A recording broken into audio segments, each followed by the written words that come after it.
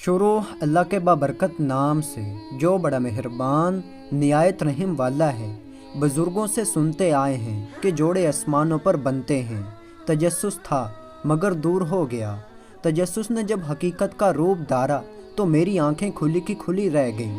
واقع حکم ربی کے ہم سب تابع ہیں، یہاں تک کہ کائنات ربی کا مرہون منت ہے۔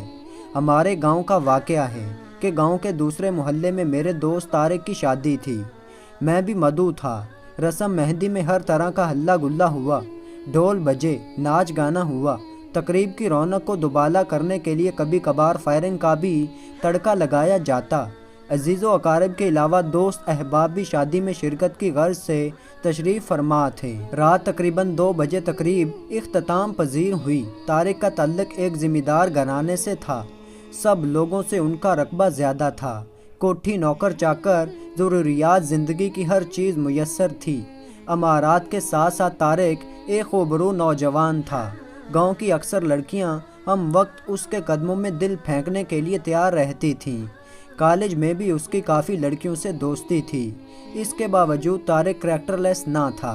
ہنس مکھ، دوسروں کے دل میں گھر کر لینے والا، ملنسار اور ہمدرد بھی تھا۔ گاؤں میں بلا تفریق وہ ہر کسی کے کام آتا، دکھ درد میں شریک ہوتا۔ مہندی کی رسم کے بعد جس کو جہاں جگہ ملی وہاں لیٹ گیا۔ میں تو اپنے گھر لوٹ آیا۔ صبح میرے ایک دوست نعمان نے اٹھایا اور بتایا، سارے گاؤں میں چھان مارا، طارق کا کچھ پتہ نہیں چلا، وہ گھر سے غائب ہیں۔ سارے عزیز و اقارب اور مہمان پریشان ہیں۔ بارات جانے کا ٹائم ہو رہا ہے۔ کاریں اور بسیں ہارن بجا بجا کر اپنی آمد کی خبر دے رہی ہیں۔ بینڈ والے بھی پہنچ چکے ہیں، مگر طارق کی اچانک گمشدگی نے سب کے ارمانوں پر اوس ڈال دی ہے۔ نہ جانے خوشیوں کو کس ظالم کی نظر لگ گئی ہے۔ خوشیاں بھرا آنگن ماتم کدہ بن گیا ہے۔ دوپہر ہونے کو تھی۔ برادری کے بوڑھوں نے فیصلہ کیا کہ طارق کے چھوٹے بھائی کو تیار کرو، سانپ بھی مر جائے گا اور لاٹھی بھی نہیں ٹوٹے گی۔ لڑکی والوں کی بھی عزت محفوظ رہے گی اور لڑکے والے بھی تانوں سے بچ جائیں گے۔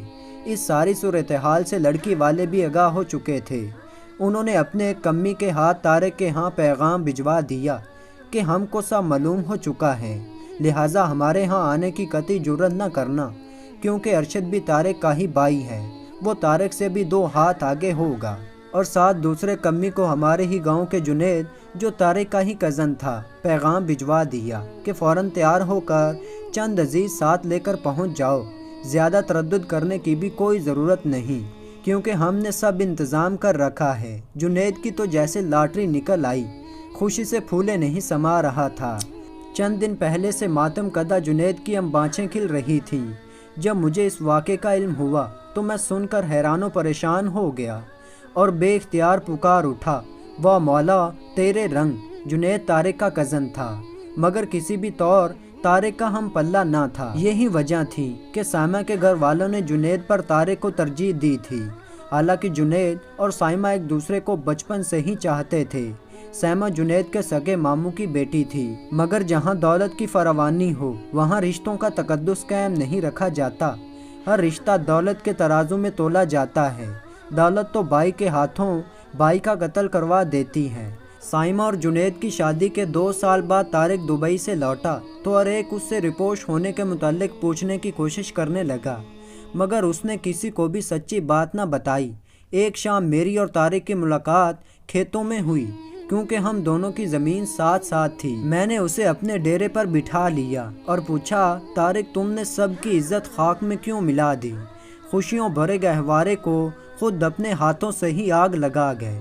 کون سی ایسی مجبوری تھی جس کی وجہ سے تجھے ایسا کرنا پڑا؟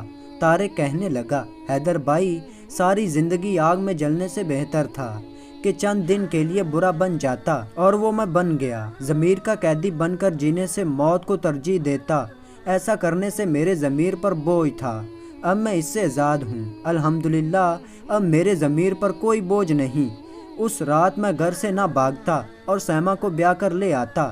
لوگوں کی نظر میں وہ میری بیوی بن جاتی، مگر جب اس کا دل ہی مجھے قبول نہ کرتا تو میں اس زندہ لاش کا کیا کرتا؟ حیدر بھائی، شادی کا مقصد تو یہ ہوتا ہے، زبان سے اقرار اور دل سے تصدیق۔ ہمارے معاشرے میں زبردستی یہ سب کروایا جاتا ہے۔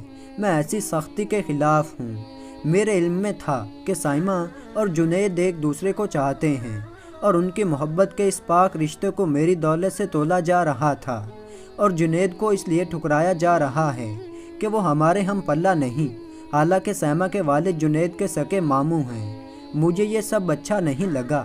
میرے ضمیر نے مجھے ملامت کیا کہ میری وجہ سے دو محبت کرنے والے دلوں کا خون ہو رہا ہے اور یہ جرم سرزد مجھ سے کروایا جا رہا ہے۔ میں نے سوچا کیوں قاتل بنوں، لوگ 4 دن باتیں بنائیں گے، برادری والے بھی میرے گھر والوں کو کھٹی میٹھی سنائیں گے، اس سے کوئی فرق نہیں پڑتا۔ میرا ایسے کرنے سے اگر 2 دلوں کا ملاپ ہو جاتا ہے تو مجھے خوشی ہوگی۔ ویسے بھی حیدر بھائی، جوڑے تو آسمانوں پر بنتے ہیں، اللہ جو کرتا ہے بہتر کرتا ہے۔ جنید اور سائمہ ہنسی خوشی زندگی بسر کر رہے ہیں۔ ان کے آنگن میں اب 2 ننھے منھے پھول بھی کھل چکے ہیں۔ اللہ ان کو سلامت رکھے۔ ہمارے لیے بھی تو اس خالق و مالک نے کوئی بنا ہی رکھی ہوگی۔